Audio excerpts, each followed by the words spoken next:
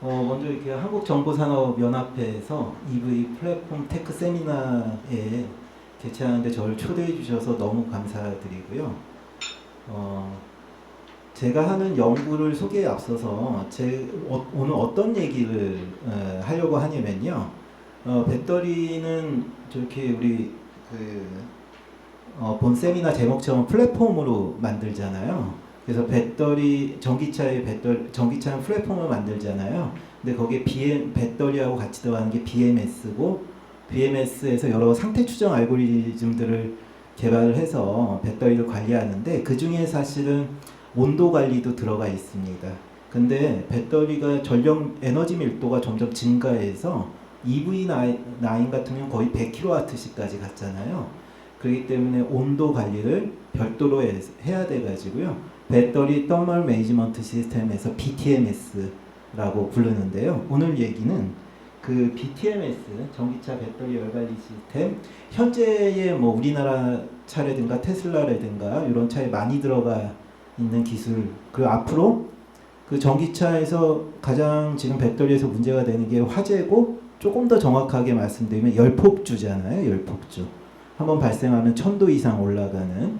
그래서 결국 배터리 열관리 기술은 이 열폭주를 배터리는 삼원계 배터리는 불이 안 나게 만들 수는 없어요.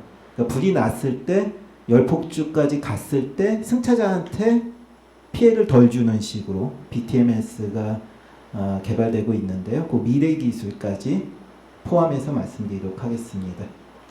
간단하게 이렇게 만난 것도 인연인데요. 제 소개를 드리면 저는 현재 동아대학교 기계공학과에 학과장을 역임하고 있고요. 부산시에서 지정한 XEV 통화열관리 연구실장을 겸직하고 있습니다. 학교에 오기 전에 한국자동차연구원에서 EV 열관리 관련 연구를 했고요. 산업체에도 전문연구원으로 좀 근무한 경험이 있어서 산학연을 다 경험한 교수다, 이렇게 말씀드릴 수 있겠습니다. 그래서 오늘 좀 얘기를 좀 실무적인 거 포함해서 말씀드리도록 하겠습니다. 오늘 목차입니다. 왜 필요하냐? 열관리가. 열관리는 영어로 Thermal Management System이라고 해서요. 뭐 기계사전에 나오진 않지만 OEM에서 대부분 TMS라고 부르고요. 이런 배터리의 열적 특성, 특히 열폭주 이 특성에 대해서 말씀을 드리고 현재 미래 기술 말씀드릴게요. 자, 동영상 한번 시청해 보겠습니다. 다 아실 텐데요. 아이오닉 5 M 버전 나오기 전에 우리나라에서 가장 빠른 전기차 3초 몇이죠. 그 EV6 GT 모델. 요게 여러분들 아마 저기 보시면 내연기관차 노란색 그 램보르기니, 그 옆에 멀세리 AMG, 뭐 폴시, 지금 캘리포니아 나이트 바로 옆에 맥러닌이 있네요. 1000마력 정도 되는 거. EV6가 한 400kW 정도 되는데요. 제로백 한번 비교해 보겠습니다. 초기 성능은 내연기관차 슈퍼카 갖다 놔도 전기차 웬만큼 좋은 모델 못 따라갑니다. 지금 한번 보시면 막판에 가서 제로백에서 맥러닌이 살짝 앞서는데요. 이게 가능한 이유는 모터죠. 전기차 모터. 모터는 전류가 인가되면 회전 토크, 최대 토크로 움직이잖아요. 그래서 제로백은 전기차가 월등하게 앞선다, 이렇게 말씀을 드릴 수 있는데요. 그 모터를 구동하는 게 배터리잖아요. 모터가 점점 고출력을 요구하면서 그 에너지원인 배터리도 점점 에너지 밀도가 증가하는데요. 이 배터리가 전기차에 어떻게 들어가느냐? 우리 세미나 전체 제목과 같이 플랫폼으로 들어가지 않습니까? 우리 현기차는 EGMP 플랫폼, 그 다음에 폭스바겐은 MDB 플랫폼. 그러니까 플랫폼이 뭐냐? 여기 보시는 셀 모듈 팩이에요. 요즘에는 이제 배터리 더 넣기 위해서 셀팩으로 가는데요. 요 배터리만 들어가느냐? 아니죠. 자, 저보다 더 전문가시잖아요. BMS랑 같이 들어갑니다. 우리나라는 이렇게 3원계 배터리를 주로 만드는데, 배터리는 이렇게 원통형 배터리, 각형, 그 다음에 파우치형. 뭐 LG에서 잘 만드는 거 이런 파우치 타입이고, 삼성이나 SK는 이런 셀도 같이 만들죠. 그래서 이게 이렇게 셀 모듈 팩으로 들어가서 이렇게 플랫폼화 되는 거죠. 모델 S, 85S 모델 S 같은 경우는요, 한 개의 모듈에 400개의 셀이 들어가고요. 요 1860 셀 기준이에요. 그래서 하나의 팩에는 7,100개가 들어가요. 아까 이전에 강연에서도 잠깐 어떤 분이 언급하셨는데요. 화재가 났을 때 이게 한꺼번에 터지는 게 아니고요. 문제가 되는 셀이 있어요. 트리거 되는 셀. 그 셀이 터지는 건데, 그 18650, 지금 2680, 그러니까 뭐 4670 여기까지 갔죠. 근데 18750 하나의 셀이 어느 정도 문제가 되는지 조금 이따 보여드리고요. 요즘에 이런 기사들 많이 보실 거예요. 전기차 화재 사망사고 배터리 영양 물음표. 이렇게 기사가 참 그 제목을 잘 입력했는데요. 전기차는 화재가 날 수 있고 화재가 나면 죽는구나. 요 네 가지 키워드만 보면 그럴 거예요. 근데 이게 배터리 영향의 물음표. 이게 정말 배터리 영향 맞냐? 전기차가 터지는 건 배터리가 터져서 터지는 건데, 근데 배터리 영향이라고 할 수 없는 게 ESS에서는 배터리의 BMS를 셀 전지회사에서 공급하잖아요. 근데 이제 완성차에서는 모비스가 관리하는 업체에서 하기 때문에 사실 배터리가 문제가 됐을 때 완성차 업체들은 배터리 잘못 아니냐. 근데 셀 공급 업체들은 BMS 니네가 만든 거잖아. 운영을 잘못한 거야. 이렇게 악유가 될 수 있다. 근데 열폭주가 일어난다고 하는데 도대체 열폭주가 일어나면 얼마만큼 우리한테 피해를 주는지. 아까 테슬라 모델 8호 모델에 약 7,000개 정도 셀이 들어가잖아요. 하나의 셀의 배터리 용량이 이 정도 됩니다. 3,500 mAh. 근데 우리가 쓰는 저도 이 스마트폰의 배터리 용량이 3,300이거든요. 그러니까 여기에 18650 셀의 능력은 스마트폰 하나다. 그럼 스마트폰 7,000개 모아놓으면 테슬라 움직일 수 있다. 이렇게 되는 건데요. 만약에 그 하나가 잘못됐을 때, 이 트리거된 셀 하나가 잘못됐을 때는 이렇게 터져요. 이 정도 터져가지고 사람이 죽어? 그런데 요거를 전기차에 넣었을 때 플랫폼으로 예. 자, 이렇게 터집니다. 그럼 이때 1000도 이상 되거든요. 3, 4분 만에 차량 전체가 물론 이제 배터리가 잘못됐을 때 곧 터지는 데까지 지연하는 기술이 지금 일부 들어가 있지만요. 지금 1000도 이상 녹으면 알루미늄 일반적으로 녹는 온도가 800도이기 때문에 사실 전기차 화재 나면은 덜 다치고 더 다치고 나기보다는 이렇게 열폭주가 일어나면 거의 100% 죽는다. 안에 있으면 이렇게 볼 수 있는데요. 그게 배터리가 터져서 그런데 이 배터리가 제가 이렇게 우사인 볼트 사진을 넣었는데 우사인 볼트가 만약에 사막이나 남극 북부에서 달리면 세계에서 가장 빠른 사람은 되지 못했을 거예요. 이렇게 잘 관리를 받고 좋은 트랙에서 달렸기 때문에 이제 9초대에 그 기록을 냈는데요. 배터리가 똑같습니다. 사람하고 우리 삼원계 배터리, 리튬계 배터리 가장 효율이 좋은 온도는 23도에서 25도로 알려져 있어요. 우리도 항상 25도로 세팅하잖아요. 그렇게 여름에는 너무 온도가 올라가면 이렇게 화재 날 위험이 있고요. 겨울철에는 충전 속도도 감소되지만 주행거리 감소, 이게 가장 큰 문제예요, 사실은. 테슬라가 왜 옥토밸브 놓고 그렇게 했냐면 테슬라가 우리는 전기차 450km, 500km 가 이렇게 판매를 했는데 겨울철 되니까 300km 가고 이렇게 해서 우리나라 소비자 보호하고 과대 광고다 법적 분쟁 들어가 있지 않습니까? 그게 왜 그러냐면 여러분들 이 배터리를 밖에서 우리 스마트폰 배터리를 밖에서 쓰지도 않았는데 겨울철에 예를 들면 여름철 대비 대기 전력이 뚝뚝 떨어지는 거 느끼실 거예요. 이게 똑같은 배터리 들어가거든요.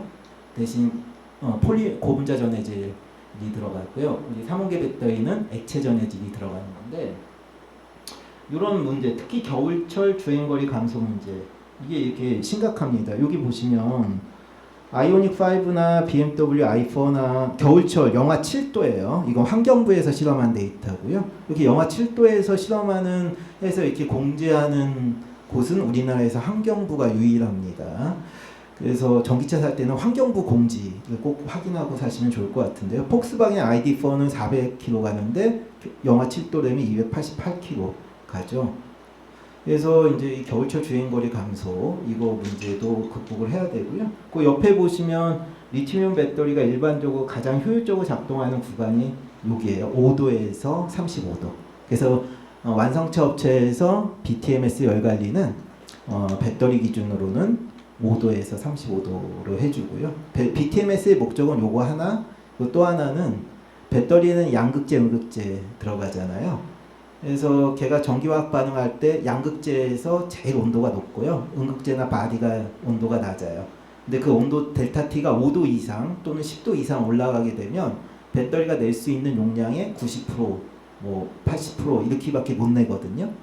그래서 온도 관리 관점에서는 두 가지예요. 이렇게 룸 환경 온도를 5도에서 35도 맞춰주는 거고요. OEM마다 좀 다르지만 하나의 배터리에서 최대 온도하고 최소 온도의 차, 그 델타 T라고 하는데요. 셀 유니포머티라고도 표현을 하고, 그거는 뭐 어떤 OEM에서는 5도, 어떤 OEM에서는 10도 이렇게 관리를 합니다. 그 두 가지가 BTMS의 목적입니다. 그럼 이런 열 관리, 특히 룸 온도를 5도에서 35도로 맞춰주고 셀 유니포머티를 작게 유지하는 게 좋은데, 그런 거를 해줄 수 있는 기술, 과거에는 어떤 거 썼고 현재는 어떤 거 썼는지 이어서 말씀드리도록 하겠습니다. 과거에 이제 하이브리드 전기차 같이 에너지 덴시티가 이제 20kW씩 이하인 전기차에서는 공랭식으로 충분했어요. 이게 아이오닉 5, 도요타 프리우스에 들어가는 배터리 팩의 BTMS 시스템이에요. 실제 사진이거든요. 이게 배터리 팩이고요. 이 앞에 팬 있죠.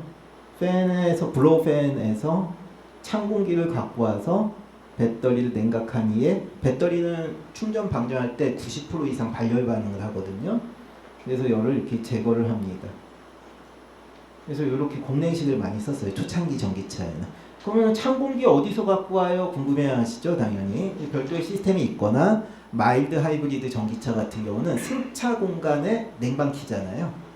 그래서 그 승차 공간, 캐빈이라고 표현하는 그 승차 공간에서 찬 공기를 갖고 와서 배터리 냉방을 하고 했습니다. 근데 지금의 전기차들은 저걸 안 씁니다.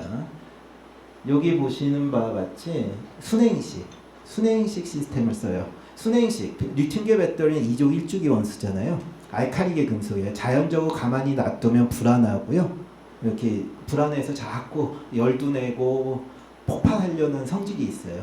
그래서 거기에 뭐 알루미늄이나 철 같은 걸 넣어줘서 시키려고 하는 거 아닙니까? 그래서 중국은 LFP 배터리를 쓰고 우리는 고성능 배터리인 삼원계 배터리를 쓰잖아요. 근데 자꾸 화재가 이슈가 되니까 거기 알루미늄이나 철을 넣어줘서 4원계로 가려고 하는 이유가 그 리튬을 좀 안정화시켜주기 위한 이유입니다. 근데 어쨌든 물을 쓴다라는 거는 간냉을 한다라는 거죠. 배터리를 직접 냉각하지 않는다라는 거. 그러니까 우리는 지금 전기차의 배터리 열관리 시스템은 이미 약간의 페널티를 갖고 운행을 하는 거예요. 그러니까 에너지를 좀 낭비를 하는 게 많죠. 특히 사고가 났을 때 단락, 쇼서킷이 발생할 가능성이 크고요. 리튬이 물에 닿으면. 하지만 이제 지금까지 가장 많이 사용되는 방법이기도 하다. 그럴 때 이제 무게가 증가하고 패브리케이션이 코스트가 증가하고, 이렇게 특히 서머 런어웨이 이슈가 아주 중요한 문제라고 할 수 있는데요. 대부분의 전기차들이 다 이런 간냉식 방법을 씁니다. 조금 더 자세히 말씀드리면 크게 간냉식 방법은 테슬라의 이제 그 스네이크 쿨링이라고 부르는 이제 냉각 튜브를 이용한 간접 방식, 그 다음에 쉐보레 볼트의 냉각판을 이용한 간접 방식. 그러니까 무슨 얘기냐면요. 쉐보레 볼트에 이렇게 3개의 팩이 들어가서 모듈로 되는데요. 하나의 팩에 한 70개 정도 셀이 들어가요. 아까 셀 유니포머티, 양극재, 음극재, 온도차 줄여주는 게 핵심 기술이라고 말씀드렸잖아요. 그러니까 셀 사이사이마다 그 열교환기가 들어가 있어서요. 셀의 온도를 일정하게 유지시켜주는 역할을 합니다. 세 번째로는 우리나라 현기차에서 쓰는 방법인데요. 이 폴시 타이칸 같은 경우는 요 위에, 여기 채널 위에 그 배터리 팩이 들어가요. 그래서 밑에 물이 흘러가고 배터리 팩에 열 관리를 이렇게 해줍니다. 크게 보면 현재 양산되는 전기차는 이 세 가지 기술로 다 요약을 할 수 있습니다. 혹시 영상이 온이 되면 요것 좀 하나 키워주시겠어요? 제가 하면 안 될 것 같아서. 저런 이제 쉐보레 볼트의 특허인데요. 저런 마이크로핀 열교환기가 파우치형 셀 사이사이에 210개가 들어갔다 그러면 211개의 저런 냉각판이 들어가 있습니다. 저거는 저기 쪽 특허여서 우리 현기차 따라갈 할 수는 없고요. 그래서 저 안에 이렇게 물이 동시에 들어가서, 그러니까 첫 번째 물이 첫 번째 셀 닿고 두 번째는 순서대로 닿으면 저 끝에 셀은 온도가 높은 물이 닿잖아요. 그래서 동시에 들어가서 모든 셀을 동시에 냉각하고 열 관리하는 이런 방식을 하는데요. 참 비효율적이지 않아요? 그런데 셀 유니포머티를 맞춰줘서 배터리의 효율을 높이기 위해서 이런 기술들을 장착하고 있고요. 테슬라는 테슬라도 못지않게 어려운 기술 들어가는데요. 원통 요거 두 개가 하나의 모듈인데 요 사이에 이렇게 스네이크 타입의 열교환기를 둬서요. 여기로 물을 흘려줘가지고 셀 유니포머티를 맞춰주는 열 관리를 하고 있습니다. 순행식 말고 또 BMW나 일부 차종에는 요 냉매식이 들어가 있습니다. 자동차에는 냉매가 들어가죠. 어디에 들어가죠? 승차 공간에 들어가잖아요.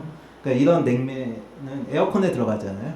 우리나라도 이제 134에는 규제 대상, 선진국에서 규제 대상이 됐으니까 1, 2, 3, 4 YF를 쓰는데 이 차는 2017년이어서 134A 냉매가 들어가고요. 이 냉매는 에어컨의 냉매를 갖다 써요. 네. 냉매는 여기 위에 천장에도 에어컨에 냉매가 들어가잖아요. 물은 상이 변하지 않잖아요. 현열로만 전달된다 그러고요. 냉매는 잡열을 이용하기 때문에 현열을 이용하는 물보다 최소 3, 4배는 방열량이 우수합니다. 그리고 균일한 온도를 갖는데도 훨씬 유리하고요. 그래서 얘 앞에 게 사실 이제 제 전공인데요. 에어컨 시스템이에요. 여기 모든 차에는 여기 4가지가 들어가 있고요. 거기에 3웨이 밸브를 넣어서 냉매를 이렇게 끌고 와요. 그래서 팽창변을 하나 둬서 배터리 칠러로 가서 배터리를 칠러에서 급속 냉각시키는 거예요. 뭐 사막에서 배터리를 쓴다든가 어필이라든가 하이웨이에서 순간적으로 고시로 달릴 때는 이런 게 작동을 하죠. 실제로 이제 BMW 엔지니어가 이렇게 냉매 냉각 채널을 두고 이렇게 작업하는 영상인데요. 순행식이 한 90% 쓰인다 그러면 80%, 나머지는 냉매식이 쓰인다 이렇게 보시면 좋을 것 같아요. 근데 핵심은 자동차 에어컨 냉매를 이용한다 이렇게 보시면 될 것 같습니다. 그럼 앞으로 전기차의 이제 미래 기술 이 부분에 대해서 좀 설명을 드릴게요. 자동차의 미래 기술은요, 전 배터리에 관련된 미래 기술은 2가지인데요. 결국은 그 배터리 에너지 덴시티가 100kWh 이상 올라갈 거예요. 고프리미엄 카들은 이제 아시겠지만 투트랙으로 가지 않습니까? 한 40kWh 이하의 전기차, 그 이상의 전기차. 그래서 그런 이제 하이 에너지 덴시티에서 얼마나 방열을 효과적으로 해줘서 배터리의 수명이라든가 효율을 관리해 주냐, 그런 측면에서 하나 진화될 거고요. 2번째는 배터리는 화재가 나면 끌면 좋은데 화재가 났을 때 끄기가 쉽진 않아요. 그래서 화재가 나면 그 다음에 열폭주로 연계될 가능성이 굉장히 높습니다. 리튬계 배터리는. 그럴 때 열폭주가 발생했을 때 결국 승차자한테 얼마나 피해를 안 가게 하느냐. 어차피 아까 하나의 셀이 화재가 나면 그 셀이 있는 그 모듈단은 못 써요. 셀 모듈에서 어차피 버려야 돼요. 근데 그게 순행식으로 하면은 바깥으로 화염이 나오는 거고, 지금 말씀드린 뭐 직냉식으로 하면 작동 유체가 그 화염을 흡수하는 거죠. 그러니까 자동차의 배터리 못 쓴다는 건 똑같지만 사용자한테 안정성을 준다, 이런 관점에서 열관리가 개발이 될 것이다, 이렇게 말씀을 좀 드릴 수 있겠습니다. 그러면은 이제 미래 기술이라고 제가 명칭은 드렸지만 배터리 열관리 윤행식 기술 한 2가지 정도 말씀드릴 건데요. 윤행식과 상변화 많이들 연구하고 계시죠? 그래서 그 2가지를 좀 말씀드릴 거예요. 이 U자가 오일 U자예요. 오일. 그래서 이 오일을 배터리에 직접 담그는 거죠. 배터리도 오일에 직접 담그는 거죠. 그래서 다이렉트 리퀴드 쿨링에서 직냉식이라고 하고요. 2012년부터 저는 이제 한국에 와서 연구를 시작했는데요. 그 오일이라는 게 절연 유체예요. 그러니까 디아이오나이즈드 된 거죠. 절연 유체를 사용해서 배터리 셀을 직접 냉각하는 거고요. 요 절연 유체는 지금 많이들 개발하고 있어요. 우리나라도 지금 개발하고 있고요. 이미 개발된 것도 있고요. 3M사의 노백 7계열 엔지니어링 플루이드. 이게 어떤 데서는 요걸 냉매로도 쓰지만 이제 자동차 배터리에서는 요거를 오일로 사용을 하고요. 솔번트라든가 아니면은 여러 업체들이 있습니다. 저희 연구실에 여러 냉매들을 오일들을 사서 테스트하는데요. 가장 중요한 건 요거예요. 전기차가 사실은 환경 주제 때문에 나왔잖아요. 그래서 GWP하고 ODP를 이 절연 유체도 만족시켜 줘야 돼요. 냉매가 1, 2, 3, 4 와이프가 간 이유는 1, 3, 4가 좋은 냉매인데 1, 2, 3, 4 와이프는 1, 3, 4보다 90%에서 95% 성능밖에 없어요. 못 가져요. 근데 GWP가 1, 3, 4가 1300 되잖아요. 근데 1, 2, 3, 4 와이프는 4거든요. 근데 그것도 많고 그것도 또 1, 2, 3, 4 와이프가 가지는 치명적인 또 약점, 태생에 가진 약점 때문에 더 줄이려고 하고 있고 그렇기 때문에 배터리에 절연 유체를 쓰는데 절연 유체가 클린하지 않으면 쓸 수가 없어요. 그래서 이런 관점에서 지금 절연 유체가 개발이 되고 있고요. 사실 우리나라에서 처음으로 제가 어디 가면 절연 유체 사용해서 BTMS 냉각한다 이렇게 얘기는 하지만 그것 때문에 그런지 현기차나 모비스에서 지금 같이 하거든요. 2025년을 양산 차종에 적용하는 걸 목적으로. 근데 제 아이디어는 아니고요. 아마 제가 90년대 학번인데요. 90년대 학교 다니신 분들 우리 컴퓨터 조립이 한때 유행했던 거 다 아실 거예요. 근데 컴퓨터 조립할 때 CPU 쿨링하기 위해서 오일에 담그고 뭐 그런 것들도 있었거든요. 무슨 얘기냐면 이 절연 유체는요 이미 상용화 됐어요. 데이터 센터에 액침 냉각 기술로. 그래서 슈퍼컴퓨터를 쓰는 데이터 센터 이런 데는 이렇게 보시면 이 데이터 서버를 오일에 넣어서 지금 냉각하고 있습니다. 저희 배터리도 그 관점에서 그대로 채용하는 거고요. 기존에 이제 미네랄 오일이나 실리콘 오일 이런 것들도 다 배터리 쿨링으로 쓸 수 있어요. 애기 키우시는 집안에서 애기 이렇게 샤워하고 나오면 이렇게 미네랄 존슨즈 어쩌고 저쩌고 오일 발라주죠. 그거 성분 보시면 미네랄 오일이고요. 99.9%고 나머지 0.0 몇 프로는 첨가제, 물이 하나도 안 들어가 있어요. 그런 오일 초창기 때는 저도 현기차랑 과제하면서 미네랄 오일을 했고요. 지금은 이런 다양한 유체들이 개발이 됐습니다. 그러면은 직냉식이 얼마나 순행식, 간냉식 대비 장점이 있는지 이 Think Mobility 데이터로 한번 좀 보여드릴게요. 그러니까 굉장히 심플합니다. 이렇게 원통형 셀을 오일 안에 담가버리는 거예요. 3M 노백 거 가지고 테스트를 했는데 그러면 이렇게 순행식이 갖는 온도 불균일성을 극복해 줄 수 있고요. 우리가 일반적으로 이제 EPA에서 배터리 1000회를 충방전 사이클 보장하는데 그 이상 올라갈 수 있다. 왜냐하면 열화라든가 이런 측면에서 굉장히 큰 장점이 있기 때문에요.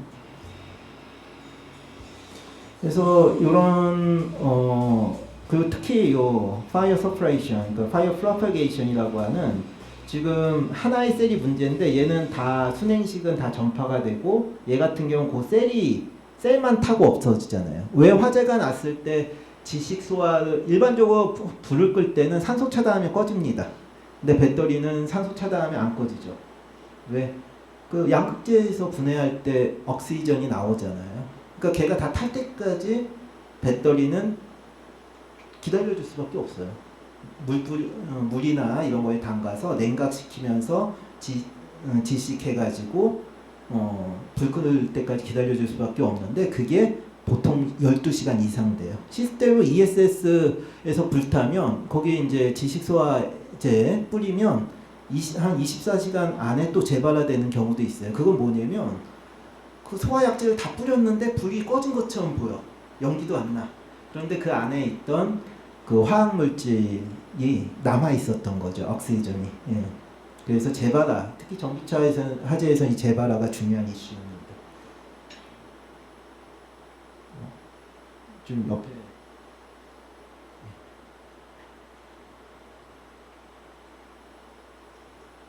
재생이 안 돼요? 뒤에 어차피 나오거든요. 뭘 보여드리려고 하냐면 순행식하고 오일식을 썼을 때 열폭주가 어떻게 억제되는지를 보여드리는데 뒤에 또 다른 그림이 있으니까 보여드릴게요. 당연히 이 리카르도에서 한 데이터 보면 요거 데이터 오픈하지 말랬는데 요 셀이 우리 삼성 SDI 셀이에요. 가지고 간냉식하고 그 패키지를 그대로 순행식으로 윤행식으로 만들었을 때 그 간단한 이제 온도 BTMS가 관련된 온도 특성을 보여주는데요. 셀은 셀마다 버스바로 연결되어 있잖아요. 그래서 버스바 온도하고 셀 온도 두 가지를 봤어요. 그러니 버스바 온도하고 셀 온도를 간냉식 대비 순행식 대비 윤행식으로 갔을 때 버스바 온도는 최대 30도, 셀 온도는 최대 15도 정도 줄여주는 역할. 그러니까 일반적으로 셀을 파는 곳에서 그 QC에서 통과한 셀을 팔잖아요. 전지업체에서. 그러면 그 데이터 시트 보면 보통 60도, 70도로 안에서 쓰라고 곧기까지 우리가 개런티할 수 있다라고 하거든요. 그래서 진냉식을 가게 되면은 이런 온도 관리 관점에서 굉장히 유리하고요. 버스바의 두께도 감소해서 일반 순행식 대비 한 6% 정도 그냥 최적화 안 하고 비교했을 때도 이 정도 장점이 있다 이렇게 보고되고 있습니다. 그 FF Faraday Future 제가 여기 옆에 중국이라고 했네요. 이거만 보면 뭐 프랑스 회사, 유럽 회사라고 보지만 이거 중국 회사예요. 중국은 전기차 업체가 200개 정도 되잖아요. 거기서도 이 윤행식 가지고 이제 실차 시험을 해봤어요. 이렇게 FF91 만들어서.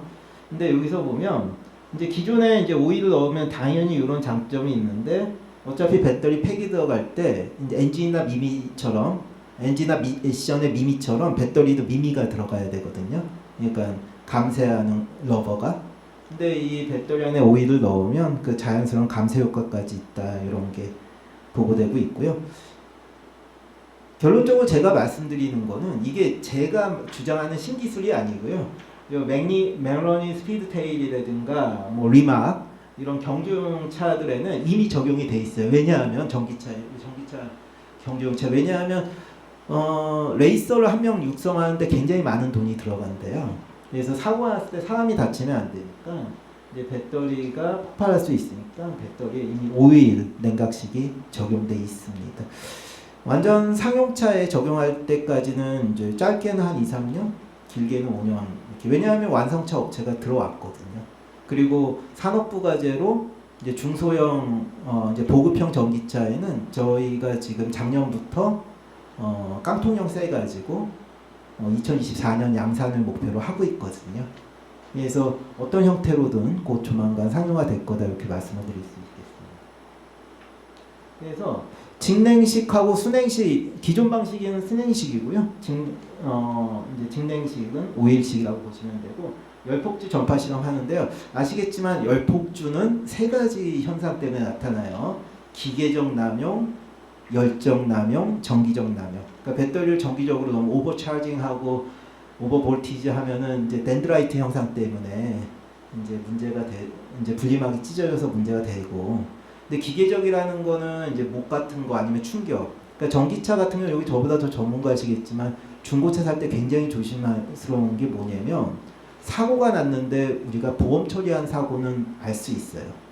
근데 보험 처리하지 않고 사용자가 그냥 고친 사고는 이 전기차가 사고가 난 거야 안 난 건 몰라. 배터리에 기계적 남용이 들어갈 수가 있다라는 거죠. 그걸 조심해야 돼요, 사실. 어떤 장점이 있는지 우선은 요 기계적 남용으로 열폭주를 해봤습니다. 지금 요 뒤에 지금 못이 기계적으로 셀을 딱 찔러서 폭발시키는 거거든요. 지금 셀을 지금 못이 찌르고 있습니다. 지금 얘 터졌죠. 얘가 기존 방식, 이렇게 셀이 터지면 이제 계속 옆에 계속 터지는 거예요. 이걸 fire propagation이라고 해요. 열이 폭주하는 거. 근데 얘는 지금 오일이 있죠. 얘는 왜냐하면 fire propagation이 안 일어났을 가능성이 굉장히 높아요. 왜냐하면 이 문제가 되는 셀에서 나오는 화염을 이 안에 오일이 흡수하고 있을 거예요. 아마 분명히. 왜냐하면 보통 이 오일의 플래시 포인트가 160도 정도 되거든요. 그러니까 이 화염이 나는 온도 거기를 흡수하고 있을 가능성이 높습니다.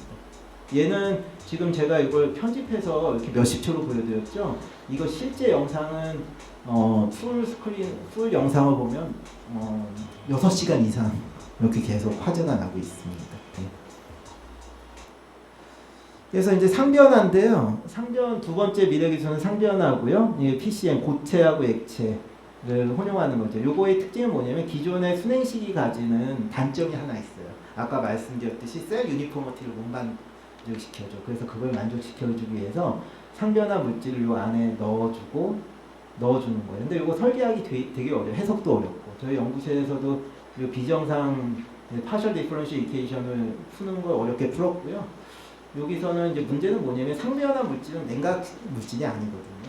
얘는 열을 흡수했다가 방출했다 하는 거기 때문에 이 밑에 순행식 시스템을 설계하는 게 어렵습니다.